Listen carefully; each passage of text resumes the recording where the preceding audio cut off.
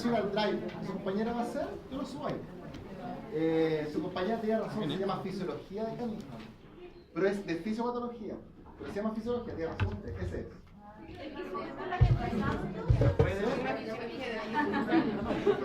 No, pero el mismo, pero es de fisiopatología, no se preocupe. ¿Ya? Entonces, va a pasar a última parte de la clase. Ya vamos a hablar un poco de la respuesta de injuria y estrés. Respecto a la respuesta de injuria, hay una respuesta principalmente inmune. Esto ustedes lo saben más que yo, porque ya están recién frescos con la materia. Recuerden que en el sistema inmune hay un sistema de defensa, que son las barreras naturales, que son la piel y la mucosa. Y hay una respuesta inmune, que puede ser una respuesta inmune tanto adaptativa como innata. ¿Ya? Si se acuerdan, la respuesta inmune innata tiene que ver con células que no son de memoria, mientras que la respuesta inmune adaptativa es cuando actúan las células de memoria y los plasmocitos o linfocitos B. ¿Ya? Eso es inmunología 1, primera clase. La respuesta inmune, como aquí la queda más clara si no lo vieron, hay una respuesta inmune innata que dura horas. Cuando yo les digo una respuesta inmune innata, ustedes se cortaron y en ese momento que ocurrió, mi piel empezó a cicatrizar y por lo tanto entre las primeras 12 horas van a actuar los fagocitos, las células T natural killer, van a eliminar el patógeno, que en ese momento puede ser hasta una espiga, que se lo enterramos, una espina por ejemplo, y si salió la espina a las 12 horas, pasó el cuadro, pasó la respuesta inmune y el paciente volvió a estar en un estado de homeostasis normal. Pero, si por ejemplo esa espina o esa espiga sigue en esa herida, después de las 12 horas vamos a pasar a lo que se conoce como respuesta inmune adaptativa. En la respuesta inmune adaptativa, la característica es que van a actuar tanto linfocitos T como linfocitos B. Los linfocitos B, se los voy a decir igual, producen lo que son los anticuerpos. Los anticuerpos van a estimular a un efector que van a ser las células T, las TCD8 por ejemplo, que son citotóxicas, y van a eliminar el patógeno. ¿Ya? Esto, bueno, se los dije muy básico, pero recuérdenlo. ¿Ya? O sea, cuando yo les digo respuesta adaptativa, asumo que nadie va a colocar en la prueba natural killer. Y si les digo inmune innata, asumo que nadie va a colocar un plasmocito o un anticuerpo. ¿Ya? Eso ténganlo. Son las típicas trampas fáciles que no la notan. Entonces, después de 12 horas, parte la respuesta inmune adaptativa. Entonces, la respuesta inmune, nosotros podemos tener 3 escenarios dependiendo del tipo de injuria que tengamos. Por ejemplo, cuando nosotros tenemos una alergia, el sistema inmune va a generar una respuesta inmune excesiva. Eso es una alergia. Un alérgeno va a exacerbar una respuesta inmune, que podemos haber tenido, por ejemplo, con un linfocito, vamos a tener a 20 linfocitos, y eso va a generar mayor inflamación, mayor quimiotaxis, mayor célula inflamatoria, y va a generar una respuesta inmune exagerada. ¿Cuándo ocurre esto? Cuando el antígeno es un alérgeno. Personas alérgicas, gatos alérgicos que tienen asma felino, vamos a tener una respuesta inmune exacerbada. ¿Ya? Otra respuesta que vamos a tener es una respuesta inmune, en vez de excesiva, disminuida. Si la injuria va a ser una inmunodeficiencia, recuerden que la injuria no siempre es un trauma, puede ser inmunodeficiencia, gatos con leucemia felina, que son inmunodeficientes, pacientes caninos con enfermedad de Cushing, que es el exceso de cortisol, que genera inmunodeficiencia, va a generar que el sistema inmune tenga una respuesta disminuida. ¿Ya? Aquí también hablan de algunos antígenos como algunos de humanos, por eso dicen microbios, pero algunas bacterias también pueden generar inmunodeficiencia. Dígame.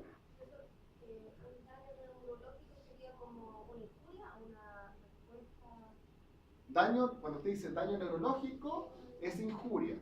¿Ya? Pero si usted dice respuesta del sistema nervioso, eso es respuesta. O sea, yo le digo, ¿A qué se refiere, por ejemplo? ¿Cuál es el ejemplo del daño neurológico? Por ejemplo, un perro, no sé, con un trauma que tiene con un daño neurológico, eso sería... El trauma es la injuria. Cuando te dice trauma neurológico es la injuria.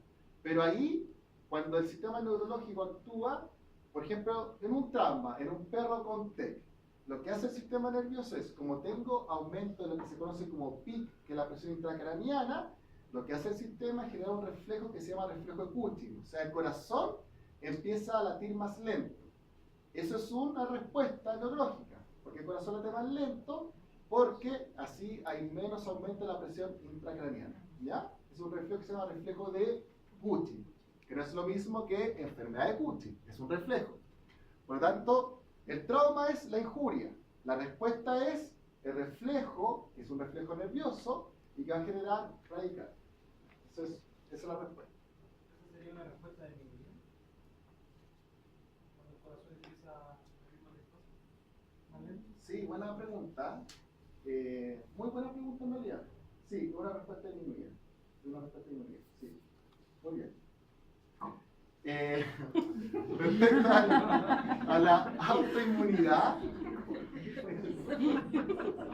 Respecto a la autoinmunidad, la autoinmunidad es una respuesta frente a lo propio.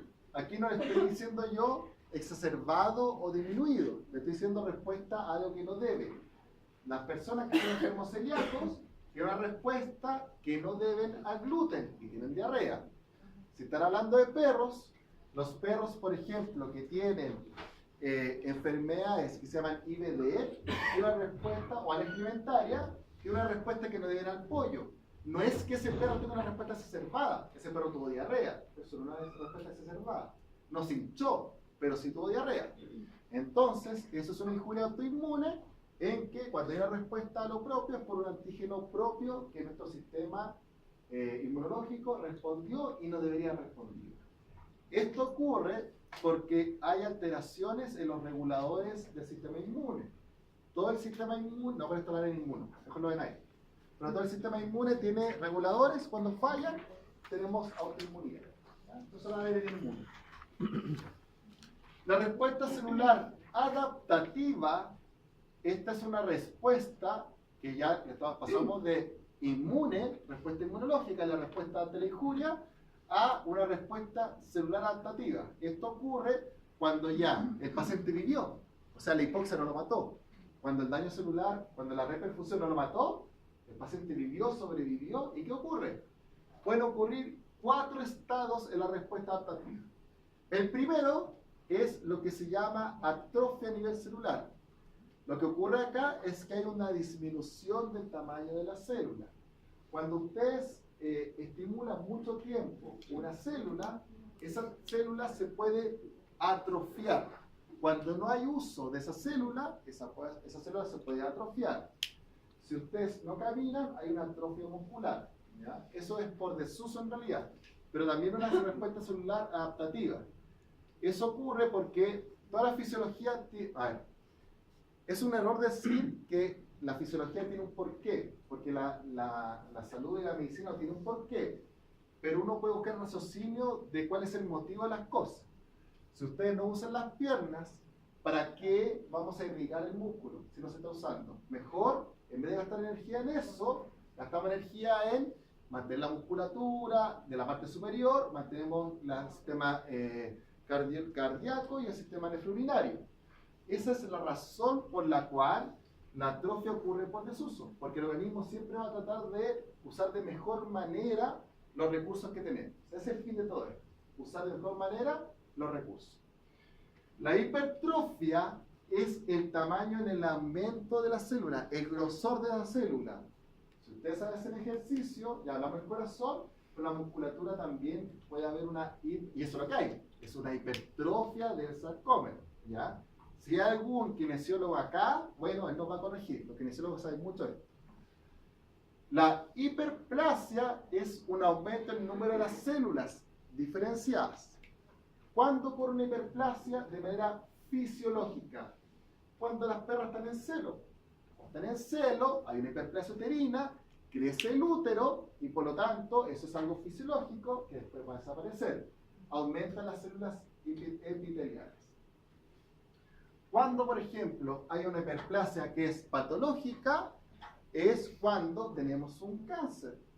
Si yo tengo un cáncer, crecen las células. Y ahí la terminología es diferenciada, pero hay cáncer que son con células diferenciadas. No todos los cánceres son con células indiferenciadas. Por lo tanto, es un ejemplo de hiperplasia patológica. ¿Ya? Y la metaplasia es la sustitución o reemplazo de células adultas diferenciadas por otras adultas diferenciadas. Un ejemplo de eso son los cuadros de bronquitis crónica. La gente que tiene bronquitis crónica, hay una metaplasia que se llama condroide, en que cambian sus células epiteliales por otras células epiteliales que son menos funcionales que otras. Eso es una metaplasia. ¿Ya? Hay un ejemplo, no me acuerdo muy bien cómo era, pero en el sistema nervioso hay una metaplasia que se llama metaplasia condroide, que es una metaplasia del disco de herniario.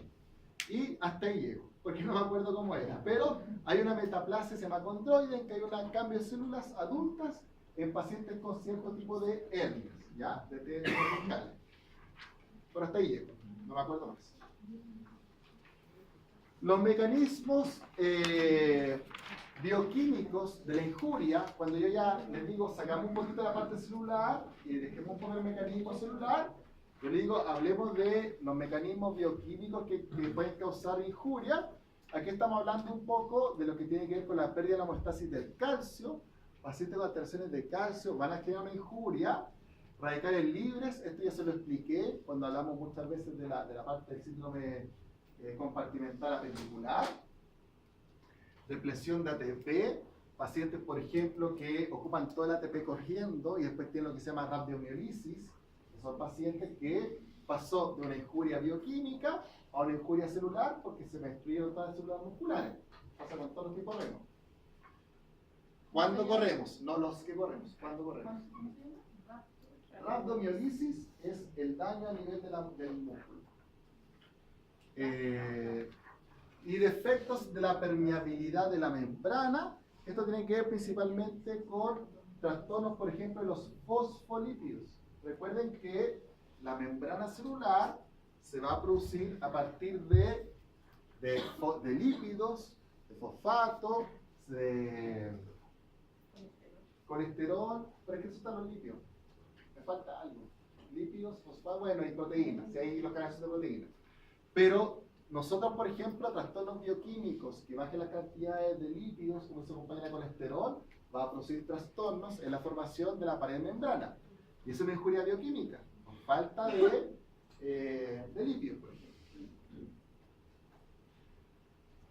Cuando nosotros no logramos la adaptación y nuestra célula no logró pasar de la hipoxia a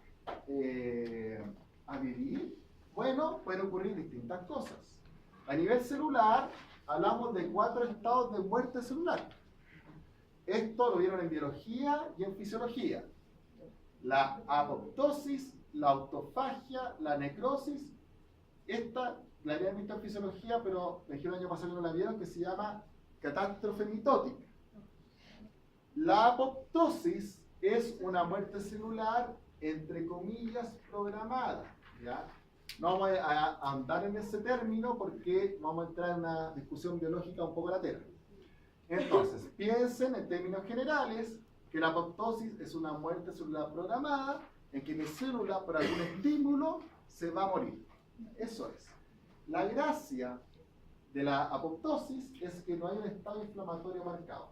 O sea, la célula muere. Todo lo que les voy a decir ahora, como me están grabando, tómelo como lo estamos hablando, para que se entienda la idea. Muere, entre comillas, hacia adentro. Ya no hay una reacción inflamatoria mayor. A diferencia de la necrosis. La necrosis es una muerte celular asociada a un trauma en que hay una reacción inflamatoria y por lo tanto hay un daño colateral. La apoptosis, muere esa célula y murió solito. La necrosis, murió esa célula y arrastró un montón de tejido alrededor. ¿Ya? Por eso nosotros tenemos acá una quemadura, hay necrosis, pone negra. Fue necrosis, no fue programado. En cambio, cuando Las mismas perras que tienen el celo, ¿qué pasa cuando tienen el celo? Bueno, la descamación del epitelio y la disminución de las células tiene que ocurrir.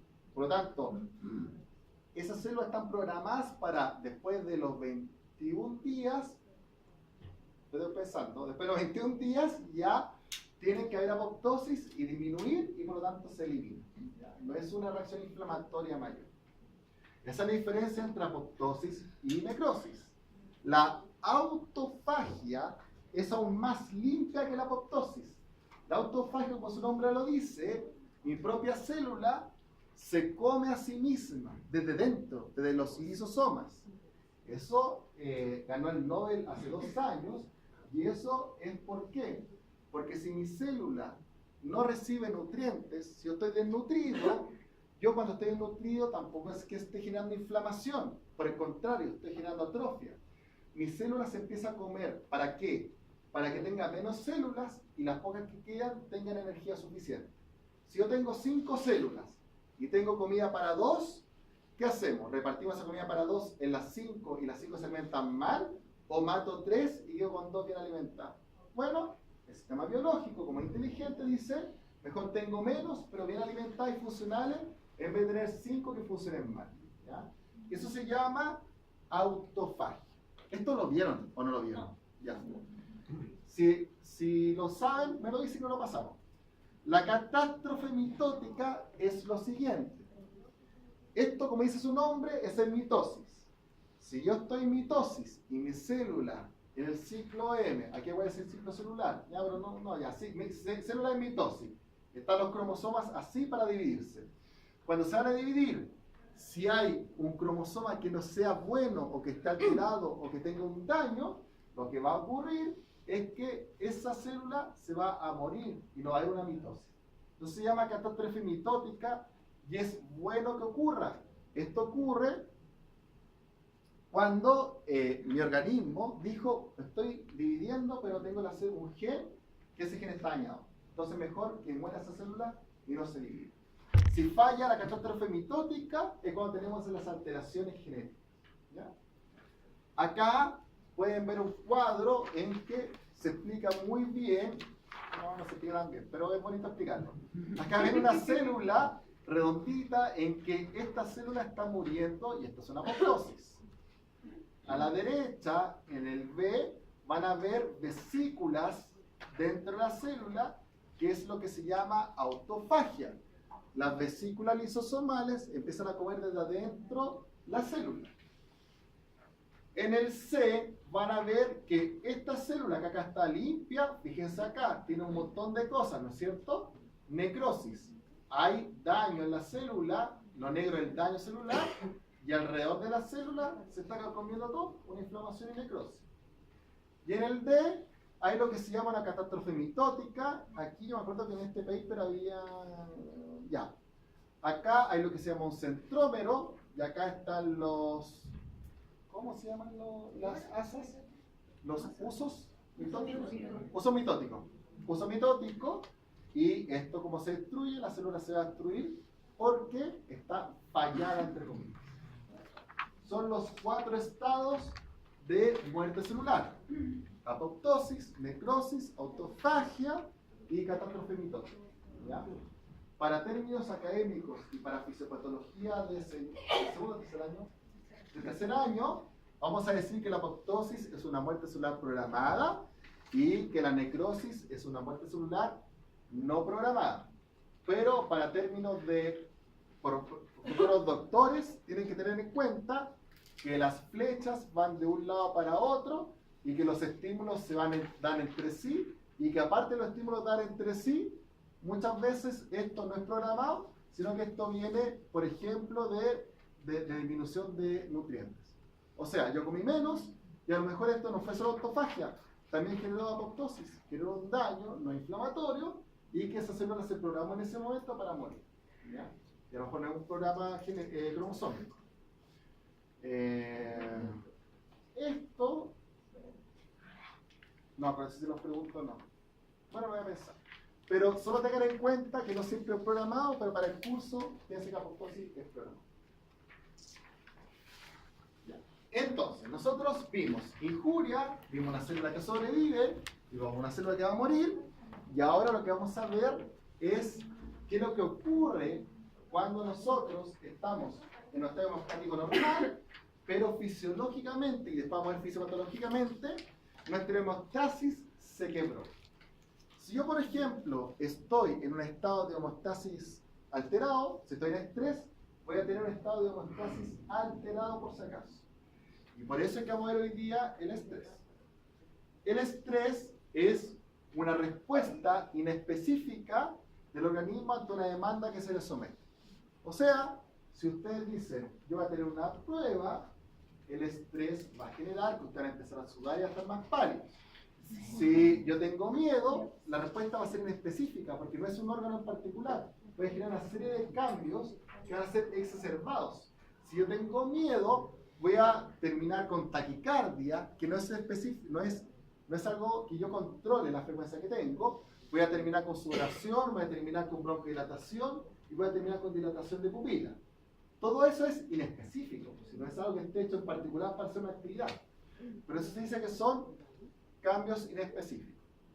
Los factores producto del estrés pueden ser todos los que... ¿Cómo es esto? Espera, los factores del estrés son diferentes, pero todos ellos producen esencialmente la misma respuesta biológica. Ya, no sé. Esta es una definición, no me acuerdo, porque esta la leí hace rato, pero una definición del concepto del estrés, ¿ya? Tiene que ver principalmente con que la respuesta al final va a ser la misma ante distintos factores de estrés. O sea, ustedes tienen estrés por correr, estrés por miedo, porque lo asaltaron, porque tienen prueba, la respuesta es biológicamente la misma. Van a tener taquicardia, sudoración, van a tener pupila dilatada. La respuesta es la misma independiente del factor de estrés que tengan. Pero eso también es dependiente de cada persona. Sí, tiene que ver. Eso lo vamos a ver al final de la clase cuando hablemos de psico, neuro, inmunoendocrinología. Vamos a juntar todo, pero tiene toda la razón, es así. Es dependiente de cada persona. Y después vamos a ver por qué. Entonces, como les decía, fisiológicamente yo tengo que responder al estrés sin alterar mi estado homeostático. Por lo tanto, mi respuesta va a ser física, psíquica, por eso como dijo su compañero, tiene que ver con la persona individual, va a ser una respuesta que tiene que ser real, imaginaria, va a ser una respuesta que tiene que ver también con el cambio interno y con el cambio externo. O sea, yo tengo que responder ante estados imaginarios, reales, estados internos, por ejemplo, que me da más calor, estados externos, que alguien me pegó. Todo eso es una respuesta en que homeostáticamente yo tengo que mantenerme ante esos episodios de estrés. Si no me mantengo, estrés patológico. Si me mantengo, estrés fisiológico.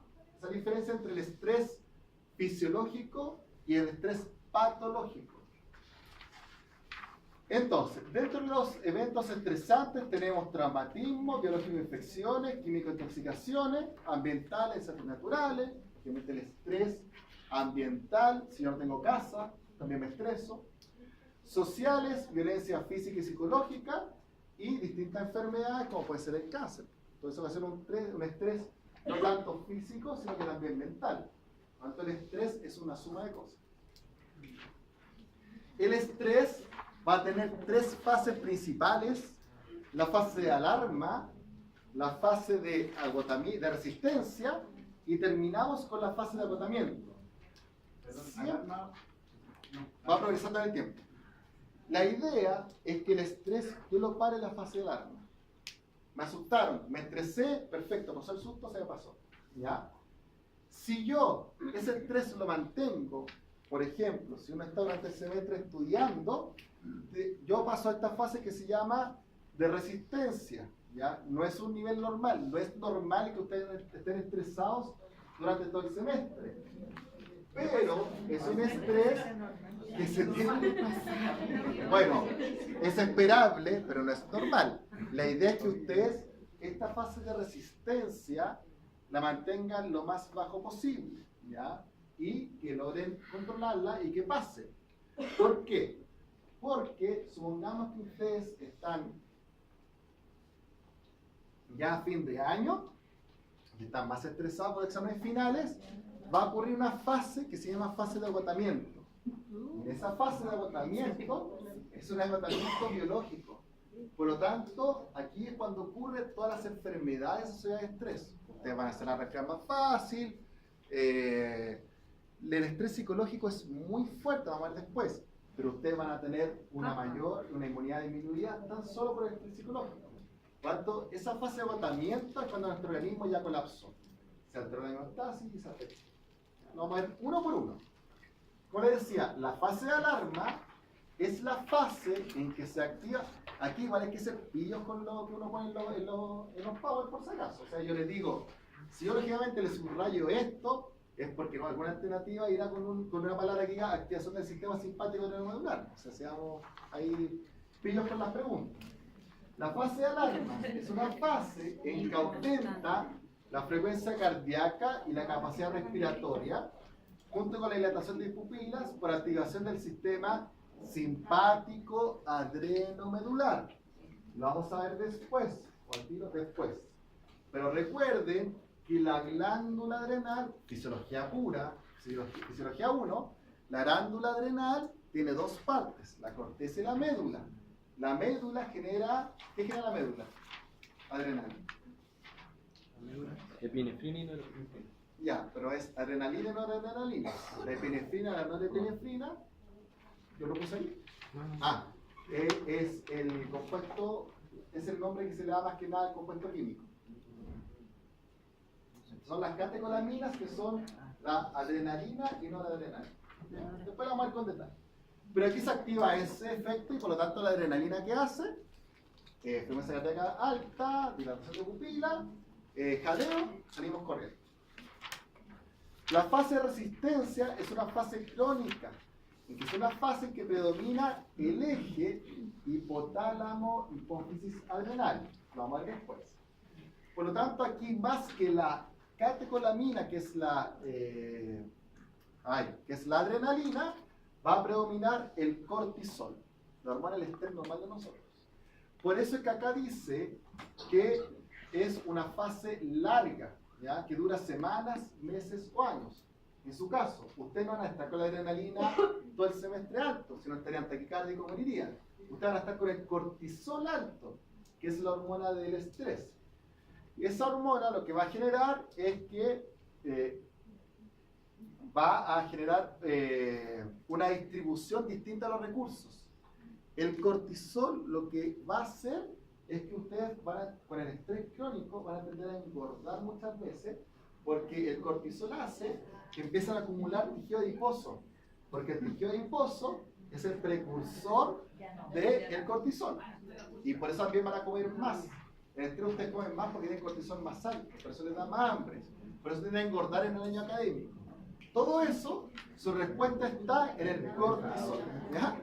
Igual puede ser ejercicio para bajarlo, pero lógicamente si quieren atribuirle algo a la culpa, al semestre. Esa es la verdad. Otro motivo, otra cosa que ocurre va a ser que como yo estoy estresado, y como les dije, el cortisol es la hormona del estrés, el estrés es algo metabólico. Yo metabólicamente, ¿por qué engordo? Porque tengo que acumular energía. ¿Por qué? Porque como estoy estresado, necesito más energía. Ya, yo necesito energía para estudiar, para lo que sea, porque igual estoy tenso. Pero esa energía también hace de que yo trate de no usar otras cosas. Entonces, lo que ocurre acá es un ahorro de energía. Se evitan actividades no relacionadas con la supervivencia. Ya, por lo tanto, se evitan actividades reproductivas. Ya, como acá todos somos adultos, vamos a decir que si ustedes están muy estresados, baja la libido. Ya, por lo tanto, y todos lo saben, no se hagan cancheros, que si están muy estresados, lógicamente, la libido baja y la actividad reproductiva baja. Las mujeres bajan la libido y en el hombre baja la libido también. Ya, por lo tanto, es un efecto del estrés crónico. La parte reproductiva. La actividad sexual se va a pique. Y eso es así. Si este estrés dura muchos meses o años y es muy larga, se le considera como un estrés crónico. Si usted pasó al estrés crónico, si pastillas para tener que usar o lo que quiera, pero sí, en realidad el principal causa de disfunción eréctil es el estrés crónico. Eso está más que sabido. Entonces, si usted pasó al estrés crónico, la parte reproductiva ya está en el suelo, ya su relación se terminó, se acabó todo, y aparte de eso, vamos a pasar a la fase de agotamiento.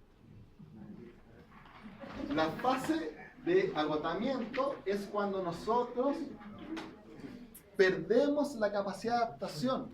O sea, el estrés crónico se asume de que yo en algún momento me adapto a ese estrés. O sea, yo en algún momento o pasó el semestre y el estrés pasó, o yo aprendí a controlarme, aprendí a estudiar y me relajo los fines de semana y lógicamente el estrés se mantiene controlado.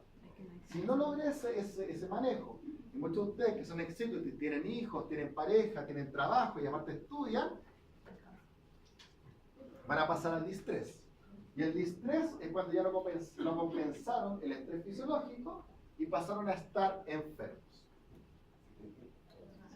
Entonces, el distrés es cuando se excedió la capacidad adaptativa del organismo y los cambios fueron tanto biológicos como psicológicos. Y ahí ustedes van a estar vulnerables a la enfermedad. Ahí están todos enfermos, todos con fiebre. Ahí es cuando lo ocurre. Pero superó eso, pasamos de estar estresados a estar distresados, se puede decir, y usted se enferma. Como depresión. Sí, por eso acá dice psicológicos. Van a estar deprimidos, tanto en el sueño, la parte sexual también y la parte biológica. Todo eso lo va a afectar. ¿Ya? Entonces, la respuesta a un estímulo estresante, en la primera instancia se llama estrés, que también se conoce como alostasis, y es una respuesta a fisiología adaptativa. Como les dije al principio de la clase, si ustedes no están estresados, es malo y van a morir. O sea, es normal. ¿Hasta qué hora la clase? Hasta las 10. Bueno, la salida antes. Ustedes están estresados, ¿por qué? Porque la respuesta, si ustedes tienen respuesta biológica, van a morir. Porque no lograron ni siquiera aumentar la frecuencia cardíaca, les dio un paro y murieron. Y si esa carga se mantuvo, van a tener el distrés, que es el efecto desfavorable.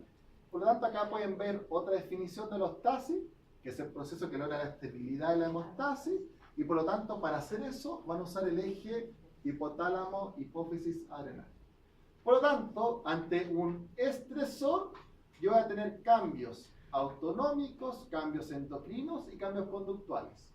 Cambios autonómicos, cambio del sistema autónomo. El sistema autónomo, fisiología nerviosa, recuerden, frecuencia cardíaca, voy a aumentar la frecuencia cardíaca y voy a responder. Sistema nervioso autónomo.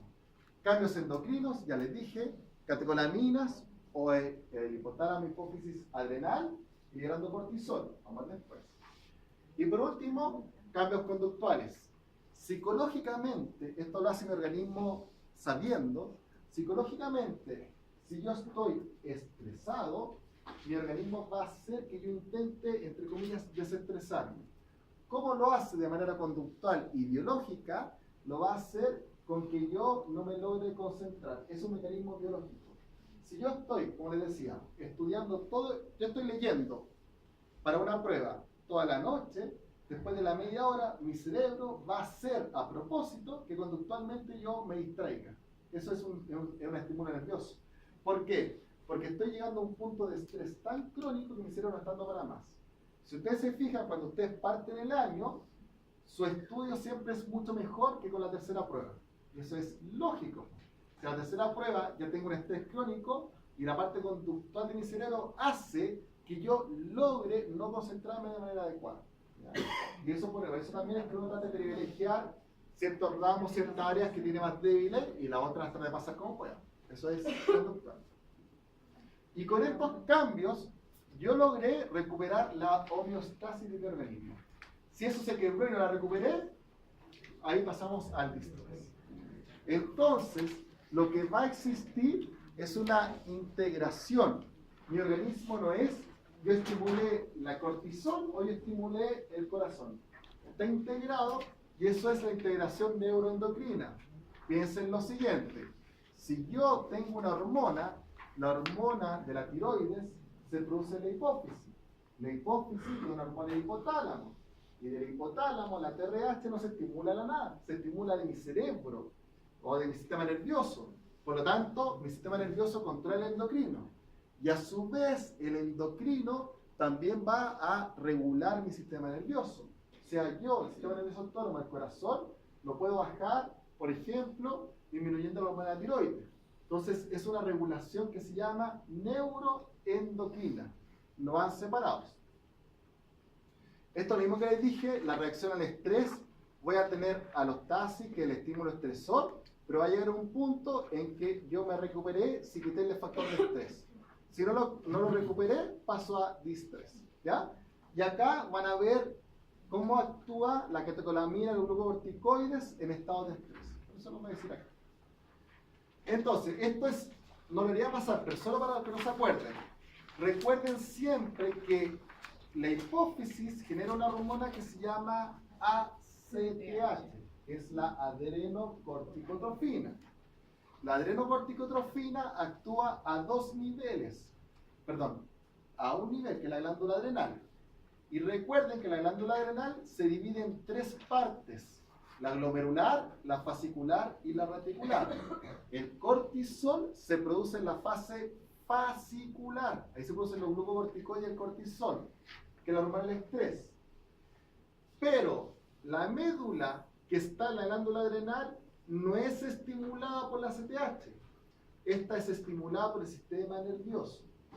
Entonces tenemos una glándula adrenal que tiene dos partes: la corteza, que son estas tres que están azul, y la médula.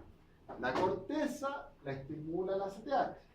Y ahí, en particular en la zona fascicular, se produce el cortisol, que es la hormona del estrés.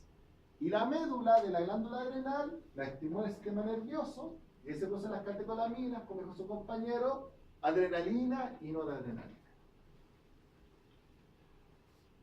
Entonces, la CRH, que va a venir del hipotálamo, el hipotálamo produce la CRH, que es una hormona, se estimula, ¿por qué?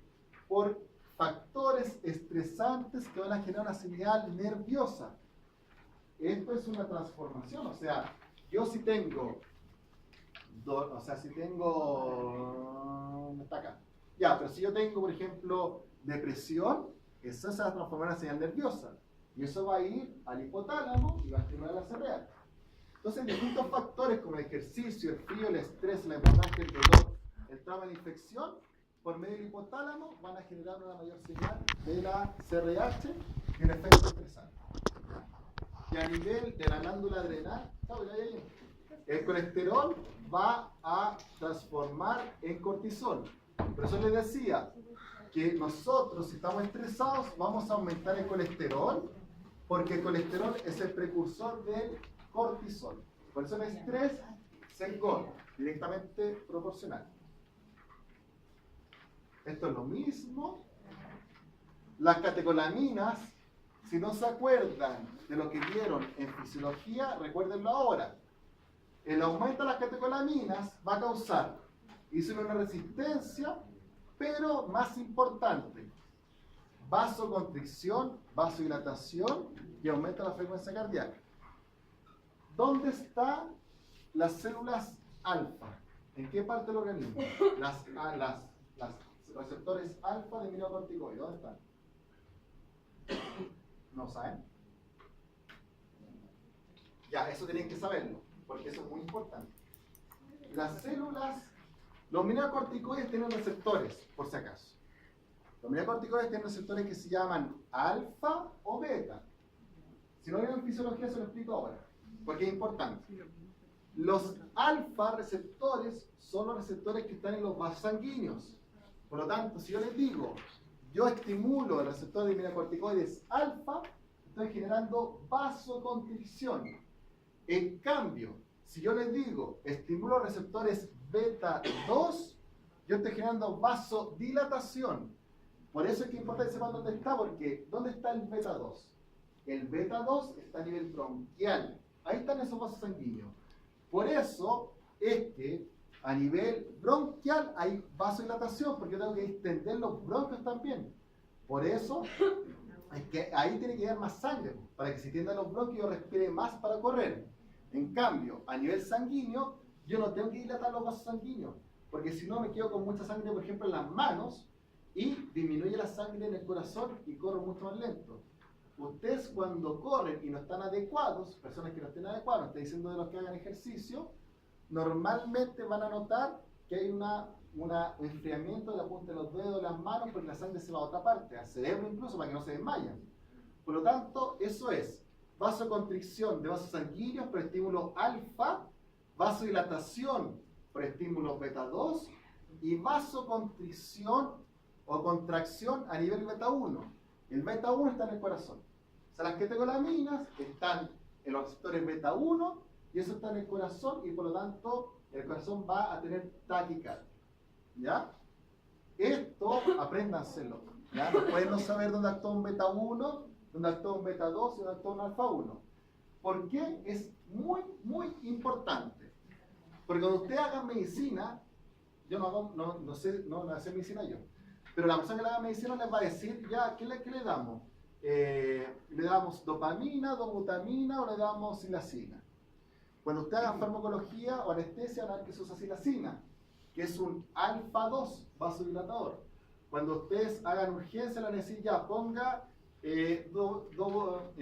dobutamina, que actúa a nivel beta 1, estimula el beta 1. Entonces, si no saben qué es lo que hace, no van a saber qué están haciendo. ¿Ya? Esto lo tienen que saber desde ahora. ¿Ya? Esto es lo mismo que conversamos, el aumento crónico de la CRH o la corticotrofina va a generar inmunosupresión, neurotoxicidad, trastornos conductuales y cambios endocrinos.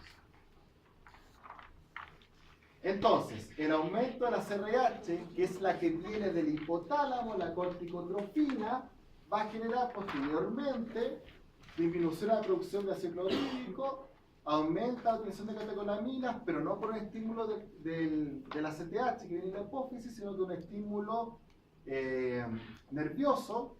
No se caliente la cabeza, yo te lo paso rápido porque no es tan relevante, lo que pasa es lento lo relevante.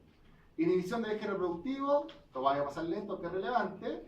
Disminución del sueño, también es relevante. Y lo más relevante, inmunosupresión.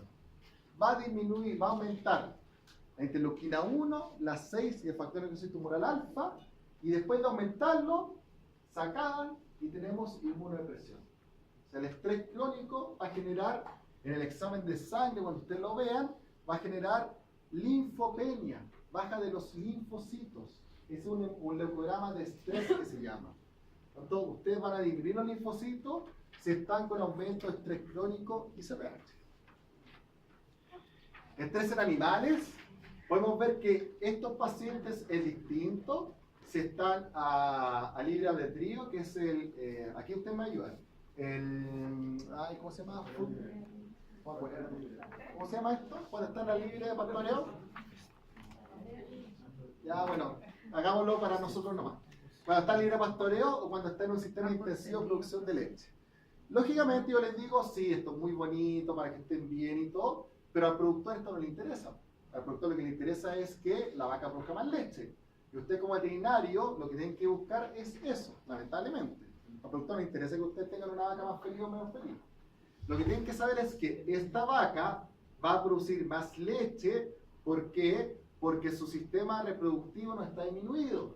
Por lo tanto, como no hay estrés acá, produce más leche que acá. Es el fundamento en producción de por qué tener un manejo mejor de bienestar animal. Es porque tiene más leche. Así de simple. Aquí no tiene nada que ver la parte sentimental que tenemos nosotros con lo que tienen los productores o los animales. Cuando hablamos de medicina menor, el estrés en felinos es el punto más crítico que van a poder ver en clínica felina. Si ustedes tienen un gato que está estresado, el estrés que va a generar, catecolaminas. Las catecolaminas que van a generar, anorexia. Si usted tiene un gato con anorexia de 3 días, va a tener lipidosis hepática. Tiene lipidosis hepática y ese gato va a morir. Por lo tanto, el estrés en el gato mata. El gato es una especie en que sufre anorexia como patología propiamente tal. ¿Ya? O sea, sabemos que el perro sufre una anorexia secundaria, decaimiento, fiebre. No, el gato se estresó y tuvo un cuadro psicológico de anorexia. Así de simple. El gato puede estar sano, todo lo que quiera, pero usted lo dejó solo en la casa sufrió una anorexia central psicológica, y si el gato pasó 3 días sin comer, murió. Hizo una hipoxia hepática y si no lo trata, muere. ¿Ya? Por eso es que el estrés de animales menores puede matar. Así de drástico es. Cuando yo les hablo de estrés, les voy a hablar de algo que se llama psiconeuroinmunoendocrinología. Esto es el resultado de estudiar el desequilibrio del estrés en los 4 efectores principales: el sistema inmune, el sistema endocrino, el sistema nervioso y el sistema conductual o psicológico. Los 4 juntos se llama psiconeuroinmunoendocrinología. ¿Ya? Así es el nombre tan engorroso. Pero esto es lo que hablamos ahora. Ya no hablamos de estrés propiamente tal, hablamos de psiconeuroinmunoendocrinología. Y esto lo hablamos porque emociones o alteraciones en sus pensamientos van a generar alteraciones en el sistema inmune, sistema endocrino y nervios periféricos. Es tan importante la parte nerviosa, la parte cognitiva, como la parte traumática. Es igual de dañino que a usted, por ejemplo, lo acuchillen a que, por ejemplo, a ustedes termine una relación estable. O sea, igual de dañino es eso. Si usted se fija, cuando ustedes, por ejemplo, tienen una situación de estrés muy marcado, no, a lo mejor no se han fijado, pero cuando tienen una situación de estrés muy marcado, van a tener alteraciones muchas veces gastrointestinales. Si terminaron o algo, o si se les murió alguien o algo, ustedes van a tener muchas veces trastornos gastrointestinales. Las fecas salen más blandas, tienen diarrea, tienen vómitos. Eso ocurre de manera normal. Ya no es que esté una mujer loca o que esté despechada, no, eso es por esto. El pensamiento y las relaciones son igual de dañinas que un trauma o una infección. Y eso está más que estudiado. Entonces, los efectos de estrés a largo plazo, a nivel de cerebro, si ustedes van a estar estresados, van a tener atrofia, muerte neuronal y déficits cognitivos. ¿Cuál es el ejemplo más propio? No sé si acá entre ustedes hay enfermeras o técnicas en enfermería o técnicos veterinarios que han hecho turno de noche. El turno de noche los va a matar lentamente, y eso es así, está estudiado. ¿Por qué? Porque el estrés de mantener el cerebro prendido en la noche cuando no debe, y nadie puede hacer eso, va a generar muerte neuronal y déficit cognitivos. Y eso está ultra requete estudiado. Conducta hacia depresión, lo hemos conversado, cardiovascular, hipertrofia ventricular, por hipertensión arterial, accidentes cerebrovasculares. El estrés genera problemas vasculares y gente muere solamente por estrés. Genera aterosclerosis, engrosamiento de la pared vascular. Todo eso genera accidente vascular y muerte. Sistema inmune, ya dijimos, y metabólico, insulinoresistencia, obesidad abdominal y alteración en la densidad ósea. ¿Ya? Lógicamente, una persona con estrés aumenta el cortisol, y el cortisol es una hormona que es insulinoresistente. Por eso es que las personas, aparte de la obesidad, tienen insulinoresistencia por un estrés crónico. El cortisol a largo plazo, ya lo hablamos. El endógeno puede ser a causa de una enfermedad que se llama síndrome de Cushing y va a generar un melodrama de estrés. Y efectos secundarios de los corticoides. Si ustedes, en vez de dar el cortisol alto, usan los corticoides, podemos tener distintas enfermedades. Esto después lo ven en la clase, pero cardiovascular, hipertensión, úlceras gástricas, también va a tener diarrea, pérdida de pelaje por exceso de corticoides, a la gente se le cae el pelo, muchas veces por estrés, neuromuscular, atrofia muscular, a gente que desarrolla cataratas, alteración del ciclo reproductivo, las perras y las vacas alteran todo su ciclo reproductivo por estrés, por eso evitamos el estrés, y alteraciones lipídicas, aumentan los triglicéridos y hay hipertrigliceridemia. Eso. ¿Alguna duda?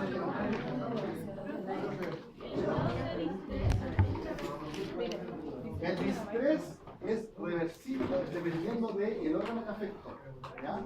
Por ejemplo, si el distrés le ocasionó un trastorno de aterosclerosis, va a ser reversible porque ese zona vascular va a volver a estar bien.